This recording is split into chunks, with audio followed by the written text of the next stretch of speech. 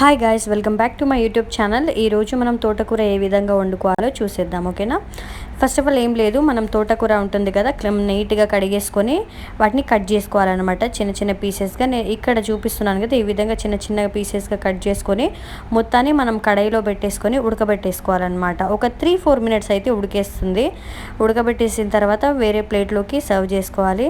And ఇంకో కడాయి తీసుకొని అందులోకి ఆయిల్ హీట్ అయిన తర్వాత మనం కచ్చా పచ్చాగా దంచి పెట్టుకున్న పచ్చిమిర్చిని యాడ్ చేసుకొని అండ్ దాంట్లోకి ఏంటంటే ఆనియన్స్ని మనం యాడ్ చేసుకోవాలన్నమాట. ఆనియన్స్ యాడ్ చేసుకున్న తర్వాత పచ్చివాసన పోయేంత వరకు మనం బాగా ఫ్రై చేసుకొని ఉడకబెట్టి పక్కన పెట్టేసుకున్నాం కదా తోటకూరని, ఇందులోకి యాడ్ చేసుకొని ఒక 6-7 మినిట్స్ అలా మనం కలుపుతూ బాగా వండేసుకుంటే మనకి వేడి వేడి తోటకూర అనేది చాలా బాగా రెడీ అయిపోతుంది. చాలా టేస్టీ కూడా ఉంటుంది.